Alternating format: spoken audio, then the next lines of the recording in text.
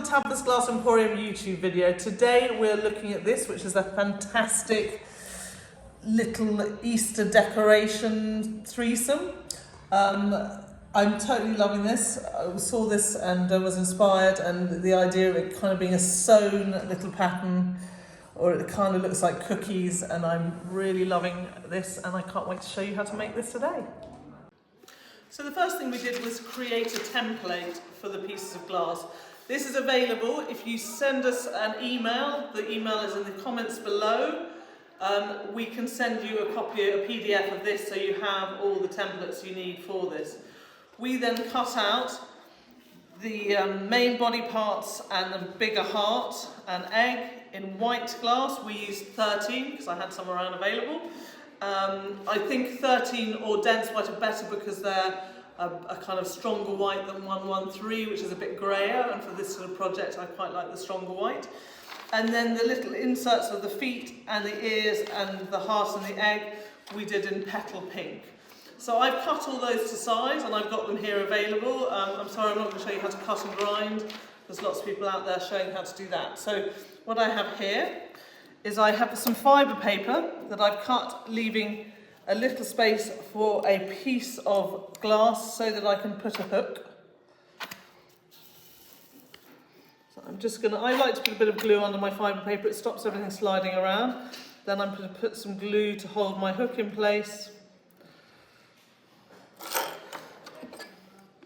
And I've got the white of my egg going on top. And I realise that sounds funny, the white of the egg. But this isn't the yellow of the egg, this is the pink of the egg.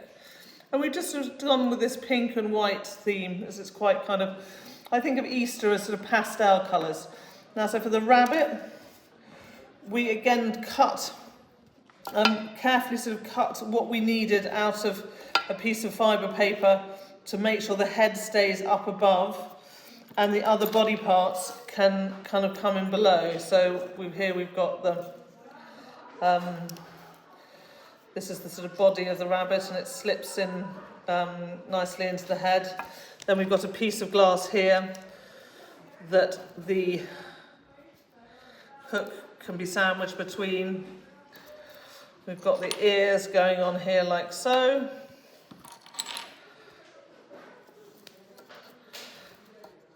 And then the head can go in, can kind of go on top like that. So when it's fired, the head will sort of stay up. Now we've got the same for the feet. Here, the feet kind of go on like this. And another little bit of fibre paper to hold the feet up so that they don't bend round the body. And then we've got the pinks to go on the feet.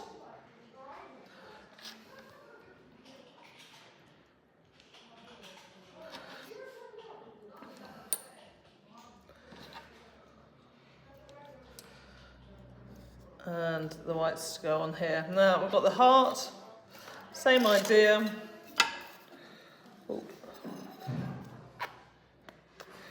We've got the fibre paper with a bit of a space for some clear glass. The hook sandwiches in there. Then the heart can go on top like that. And then the smaller heart can go like this. We now need to draw the face on. I'm getting Miller to do this for me because she's better at it than me. And when you've got someone around who's better at it than you, it's always good to utilise that. So we're just using black enamel and a very thin paintbrush to draw on a couple of eyes and eyelashes and nose for our slightly sleepy bunny.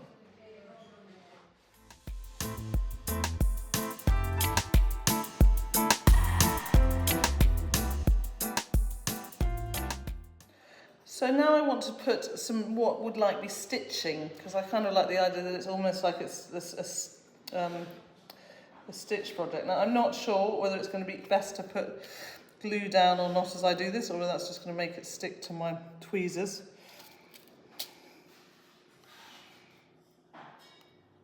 Effectively, I want to go all the way around like it's been neatly stitched. This is using 1mm pink opal stringers that we've chopped up. We've chopped them up using the grosing pliers. So you just sort of take the stringer and nip a bit off. I find it's the easiest way to cut small pieces of stringers. So I'm going to carry on doing this.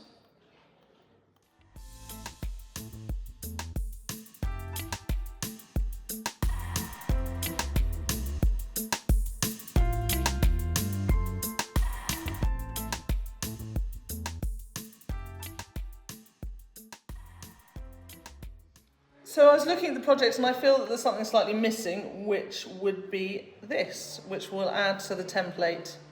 So it'll be on there as well, so you can cut a little pink heart for the tummy. And now I'm just going to put some more stitching around that too. So now I want to add some nice flowers to it, and I want to use our Blossom Flamework flowers. Now the middles are quite kind of plain, so what I want to do is add a little bit of murrine to it. Now I'm using super glue. Now you can use super glue in your work, but you just need to make sure that you use the really cheap, like Poundland we have in England, or here it's the kind of really cheap, it's called Happy Home. And it's where you get kind of 5 for £1. You don't want to use the expensive stuff because it doesn't burn off. The cheap stuff burns off and it leaves no residue at all.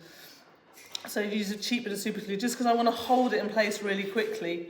So I'm using mostly these blue and white variegated, and I want to put one little pink one, and I'm going to put a murrine in there. You want to use a tiny blob of super glue, and on this one I've managed to put a bit too much, and then it's sort of going to kind of not stick as quickly.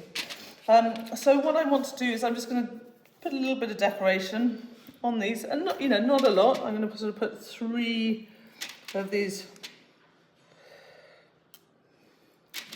blossoms,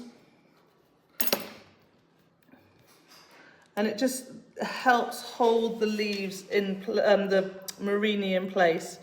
Now I'm also going to put some leaves on, and I'm going to sometimes quite often put a blob of glue and then just dip and put on.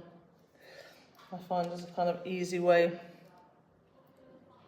to put these items on, and I'm loving the kind of contrasts of the pink.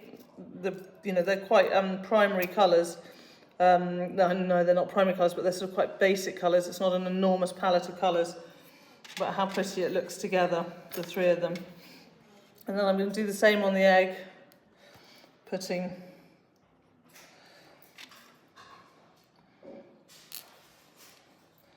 three of these blossoms and then a few leaves as well.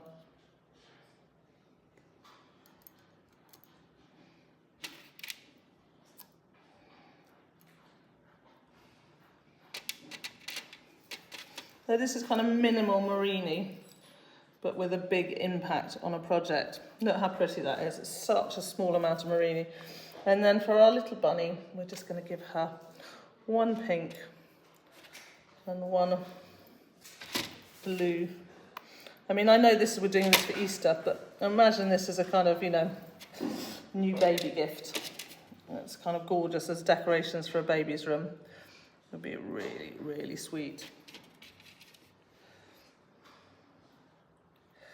I'm not sure. I want to be really careful with the glue around the enamel. If I put glue on the enamel, it will make the enamel run. So I'm just sort of being careful. And I think that is kind of job done. I mean, I'm tempted to put a little bow around the bunny's neck, but actually I think I will keep it simple. I think that's all we're going to do. Now this will go in the kiln on a tack fuse. Now guys, I ended up putting way too much glue on this ear. Now my concern is, if I fire it now and go up too quickly, this glue can basically start to boil. And then all the murrine, that are the stringers that I've put round it, will be pushed out of place as it boils. So I can either let it sit and dry for maybe 24 hours so the glue is completely dry and gone, or I can do a slow, hold this as a kind of 100 degrees for an hour to let the glue dry out, because otherwise effectively this glue will, you know, could as I said, boil, and it can move stuff around. We all have gremlins. We all have times in our kiln when we open it up after we put it on a fire and something's jumped and something's moved. And these little stringers have a massive amount of cry factor for them to move. It will maybe be slightly miraculous if we don't have any of them having shifted in the kiln after we fired, but I'm hoping by letting the glue dry really well before we fire it, that will help. But also, it's good to minimise the amount of glue you're using, because that will also help avoid things shifting, because the glue burning off can cause things to shift.